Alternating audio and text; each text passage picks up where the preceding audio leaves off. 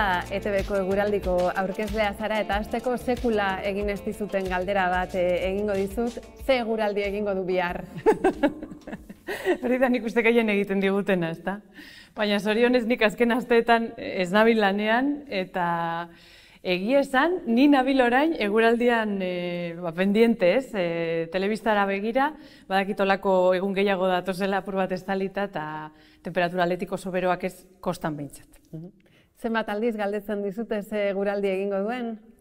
Tarteka, badaudelan momentu batzuk oso eguraldi makurra datorrenean gehiago galdetzen didatela, baina ez da normalean herrian hemen sopelan egunero egiten didaten galdera, zorionez. Bueno, bintzat bizitzen uzten zaituzte ez da. Zer da eguraldi aurkeztearen onena eta txarrena? Onena nik uste egunero pila bat ikasten dudala, Euskal Herria ze anitza dan, eta ze desberdina dan kostaldean daukagun eguraldia edo klima eta barnealdekoa. Eta txarrena, ez nuke esango gauza txarrik dagoenik egia esan. Zu berez, ez zara meteorologoa, nola amaitu zenuen eguraldia aurkezten? Esan duzun bezala nik kazetaria naiz, eta gogoratzen dut ETV-n albistegietan nengoela, casting antzeko bat egin zutela barneko jentearen artean, teorian ordezko batzuk egiteko, baten bat falta zenean, edo horrelako aitzakiarekin urko arizti etorri zitzaidan, eta horrela, lako batean antza, nik egin nuen frogarik onena edo ez dakit nola esan, eta gero esan zidaten ez zela ordezkoak egiteko, baizik eta hutsune bat betetzeko izango zela eta asteburuko txandan hasiko nintzela. Eta asko ikasi behar izan duzu?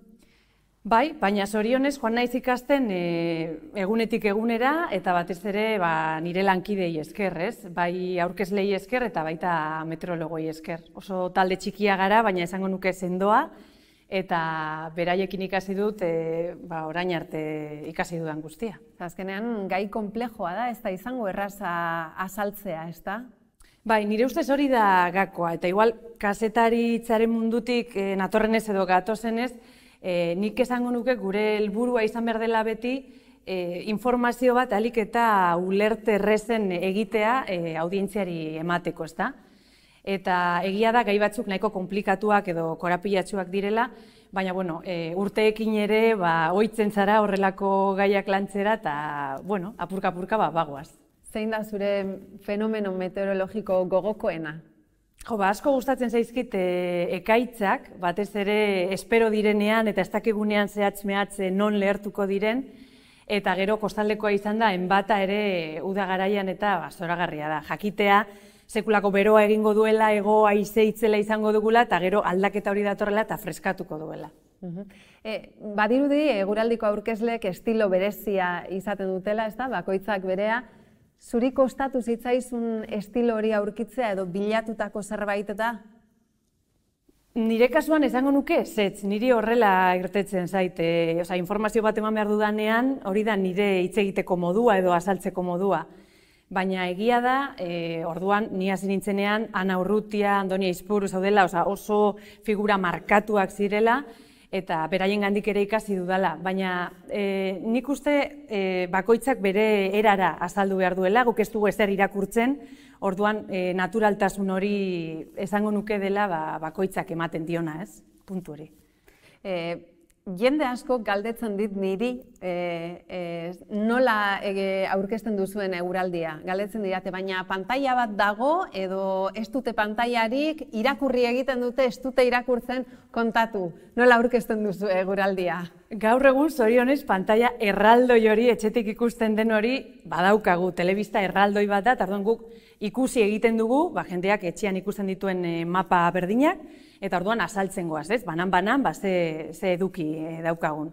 Baina egia da, garai batean, kroma baten aurrean, hau da, oial baten aurrean egiten zutela, eta gero monitore txiki bat zutela erreferentziak hartzeko, eta zorionez diot niretzat, asko zerrezagoa delako, txuleta hemen atzean daukazula, mapa hori daukazula azaltzea, baina esan dizudan bezala, ez dugu ezer irakurtzen, dena da bat-batekoa, batzuetan ere trabatu egiten gara, ez da, pertsona gara, baina horrela egiten dugu, azkenean eguraldiaren gaia bakarra da, ez da, nahiz eta gauza desberdinak landu, orduan gehiago da, zuk azaltzea, nondik gatozen, noragoa zen, seguraldi egingo duen, azkenean historia bat kontatzea da, hasiera eta amaiera batekin. Eta hizkuntza aldetik, eguraldiaren inguruan hitz asko daude, herri askok bere hitza erabiltzen du fenomeno bati buruz hitz egiteko, saiatzen zara anistasun hori erakusten? Egia da, normalean, nire kasuan batua erabiltzen dudala, baina tarteka agertzen zaizkit bizkaitarraren hitz batzuk, ezta? Eta nik uste horrek ere aberastasuna ematen diola. Andonik erabiltzen ditu bereak, Anak erabiltzen zituen beste batzuk, ze batzutan naiz eta erderaz egin, euskerazko hitzak ere sartzen zituen, Arnaitzeko orain ere bere kutsu hori ematen dio. Ez dago horrela mugatuta, baina nire ustez horrek oso aberatsa egiten du, eta asko ikasten dugu. Baina egia da, ez dakitzagaitik bat-bateko tasun horregatik, normalean beti zureak diren hitz horiek erabiltzen dituzula, eta ez horren beste hiztegian irakurri dituzunak, edo behintzat hori da niri gertatzen zaidana. Ikusle oso fidelak dituzue? Oso. Bai, jente pilo batek ikusten du eguraldia, egunero gainera, eta askok hori komentatzen digute, ez? Igual albistegia amaitu eta jenteari, isilik, orain eguraldia datorrela, eta ulertu behar dute, ikusi behar dute biharko zer datorren, orain, uda beteak gaude, hortxe amaieran, ez da, eta jenteak hortuak dituela, edo oraindik oporrak dituela, edo planak egiteko, jakin nahi du, eta ez da nahikoa mugikorrean ikusten den horrekin, baizik eta jendeari gustatzen zaio bat-ematek kontatzea.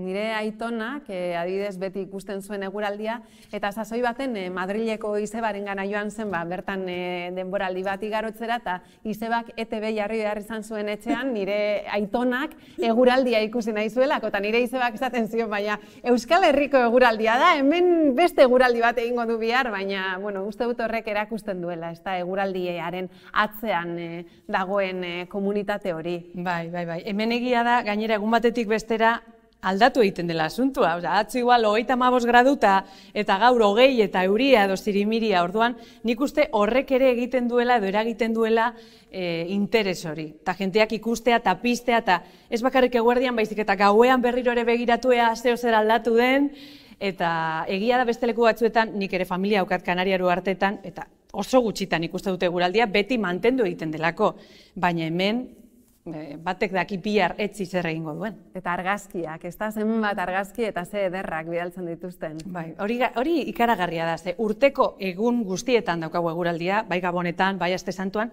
egunero heltzen dira argazkiak, egunero heltzen dira jenteak bidalitako bideoak, askok egunero bidaltzen dute, egiten dute paseotxoa goizean kamerarekin argazkia atera eta gero gainera igo egiten dute gure plataformetara, eta ikaragarria da dagoen zaletasuna, eta horri esker ere guk ere minutuak dauzkagu, ez bakarrik mapa, baizik eta eduki polita leku desberdinetakoa. Eta jakinda zenbat ikusle jarraitzen duten eguraldia, noizbait sentitu izan duzu presiorik? Bai, gai komplikatuak azaldu behar direnean, pentsatzen duzulako ez dakit jenteak ulertuko didan edo ez, edo trabatuko nahi zen, aldaketa klimatikoaren gaiak sekulako pisua dauka ez bakarrik gizartean, baina eguraldi programan ere bai, ez da? Eta, gai komplikatuak tratatu behar direnean, edo sekulakoa pasadenean, sekulako ekaitzak izan direla eta anabasa sortu dela han edo hemen, horrelako egunetan urduri ere sentitzen gara, ez? Iragarpen bat egiten duzulako, eta agian ez da egunean bete, edo espero baino askoz gehiago bota du, horrelako gauzetan, jendea adi egoten da, berze azalpen ematen duzun, eta horrelakoetan ere, esan behar duzu, hori ere zure lana da, eta venga, aurrera. Eta kalean bronkarik bota dizuten noizbait? Zorionez ez, bronkarik ez, baina egia da jenteak eskertzen dituela, azalpen argiak ematen ditugunean, eta zergatik gertatu da fenomeno hau hemen eta ez hemen, jendeari gustatzen zaiola, eta nik uste horrek erronkak ere badirela guretzat. Anekdotarik ere izango duzu, eguraldia aurkezten? Anekdotak, askotan ni eta Sara Gandara konfunditu egin gaituztela, edo albistegitako kazetariei galdetu eguraldiagatik pentsatzen nintzela, edo ni zu zarela, edo jenteak ja badaki ETB-ko langileak edo aurpegiak garela, eta ez dakite zehatz-mehatz ze programatan kokatu. Orduan horrek grazia handia egiten dit.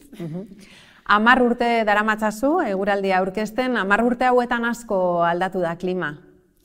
Bai, bueno, guk ikusten ari garena da, batez ere gero eta fenomeno meteorologiko, esango dugu, potenteagoak ematen ari direla, ez bakarrik Euskal Herrian, baizik eta mundu mailan. Eta gero, txostenek, datuek diotela, okerrera doala. Egia da, igual 10 urte hauetan, azken 10 urte hauetan zehatz mehatzez, baina bai, era preindustrialetik ona asko berotzen ari dela planeta, eta horrek ondorioak ekartzen ari dela eta ekarriko dituela etorkizunean. Zer sentitzen duzu klima aldaketa asmakizuna dela, entzuten duzunean? Hori da, ez dakit, beste arlo batzuetan negazionistak edo aipatzea bezala.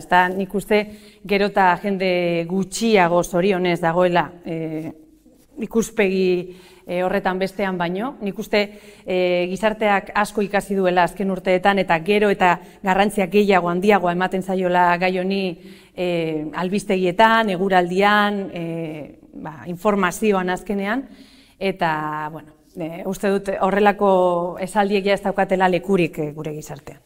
Kontzientzia gehiago hartu behar dugu? Bai, nik uste baietz, eta gauzak aldatuko direla zeharo. Orain ikusten ari gara, mugikortasunaren aldetik nola aldatzen ari den hainbeste gasolina eta dieselak eta horrelako ibilgailuak gero eta gutxiago eta elektrikoragoaz, ezta? Horrek zer esan nahi du? Ikusi dela horrek ez daukala etorkizunik. Gauza bera gertatuko da beste 1000 arlotan. Nik uste gero eta, esan nahi dut, eremu itxian edo ahalik eta txikienean elikagaiak erostera goazenean, nik uste kontzientziatuta gaudela, saiatu behar garela kilometro zeroko produktu horiek lehenesten edo gure inguruan ekoizten direnak eta ez munduko beste puntatik datozen elikagaiak, ezta?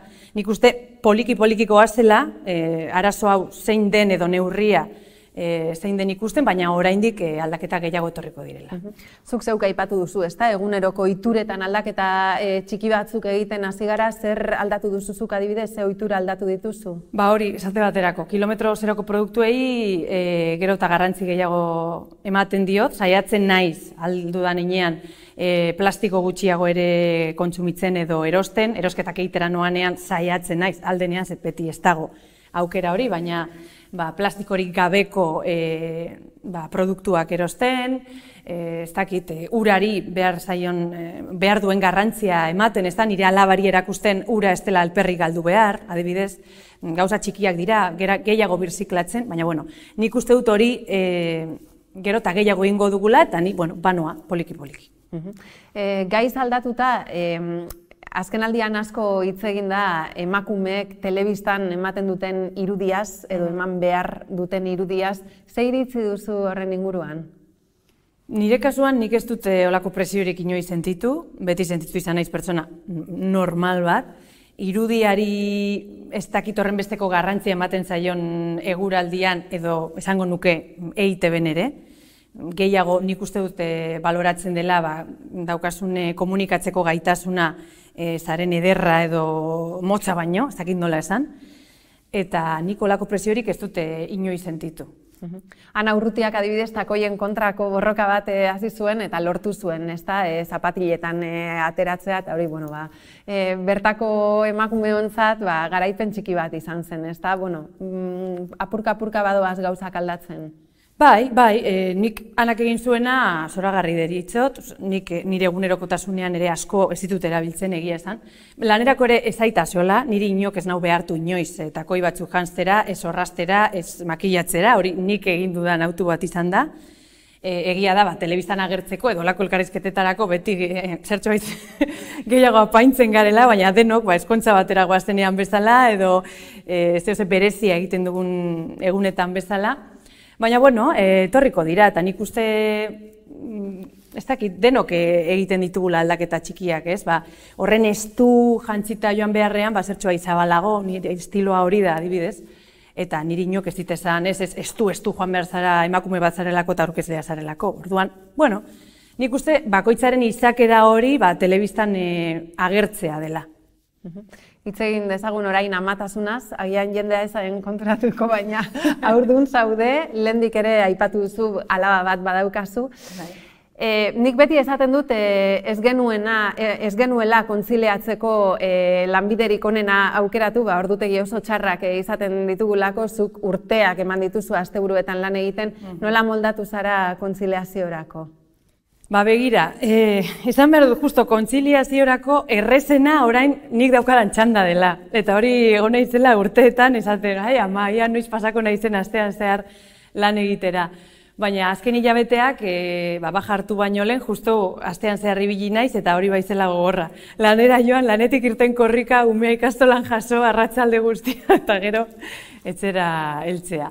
Baina bai, egia da, kazetaritzaren mundua nahiko gogorra da, beti dagoelako zeu-zer, ez bada, esan dudan bezala eguraldia urteko egun guztietan egiten da, albistegiak bezala, eta orduan, aldena egiten da. Nire senarrak astean zer lan egin, nik asteburutan, eta egunen baten, nik uste batuko garela, baina batek daki noiz. Eta adibidez, kostatu zitzaizun ama izateko erabaki hartzea, ze hori bai izaten da gai bat, kazetarion artean asko hitz egiten duguna, oso mundu lehiakorra da, ematen du modak daudela, aurpegiak aldatzen dira aurkezleen artean, eta beti beldur hori izaten duzu aurdun geratzen banaiz eta baja luze bat hartzen badut, gero agian ez ditut aukera berdinak izango eta ez dakitzuk sentitu zenuen halako kezkarik. Egia estan, ez, nik guk erabakia hartu genuenean, hartu genuen, eta orain ere bai, argi ikusten da. Ez dakit, nik telebistarekin beti gauza bat daukat, eta beti pentsatzen dut gaur hor nagoela eta bihar ez dakidala non egongo naizen.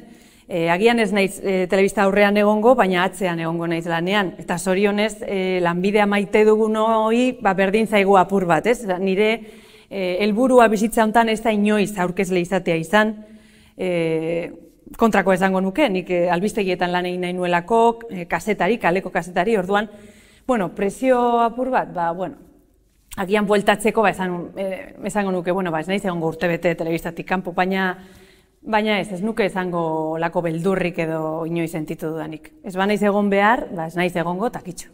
Zer esaten du alabak telebistan ikusten zaituenean? Nik uste flipatu egiten duela. Zekar, ikusten hau etxeko pintekin eta gero, hain dotore telebistan eta nik uste, suposatzen dut familiak esan da, hori ama da, esango dura, begira nire ama izango da.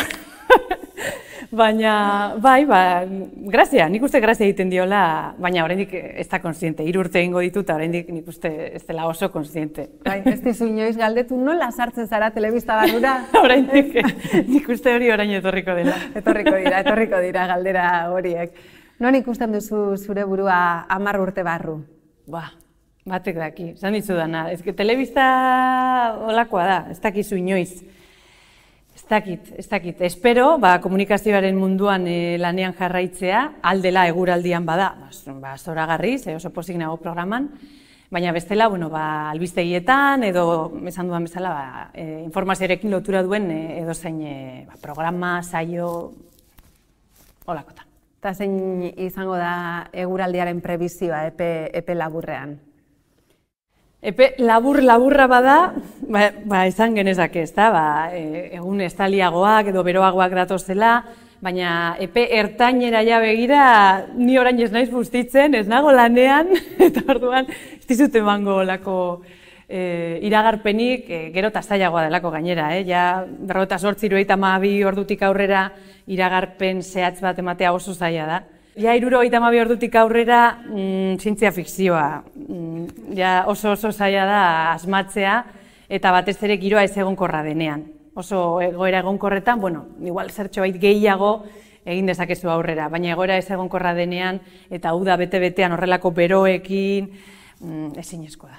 Zientzia fikzioa da sarritan eguraldiaren iragarpena egitea, beraz, hemendik ikusten ari direnei esango diegu ez galdetzeko hainbeste, ze eguraldi egingo duen, ikus dezatela eguraldia eta jarraitu dezatela zure lana, ze bikain egiten duzu. Sorte hon etapa berrian June eta eskerrik asko, plazerra izan da, lagun lankide eta profesional itzel bat elkarrizketatzen aukera izatea. Eskerrik asko, Maia.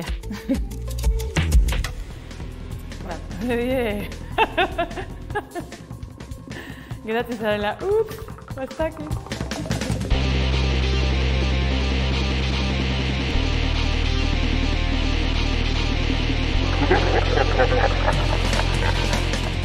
Beti ETB-n ikusten zaitugu.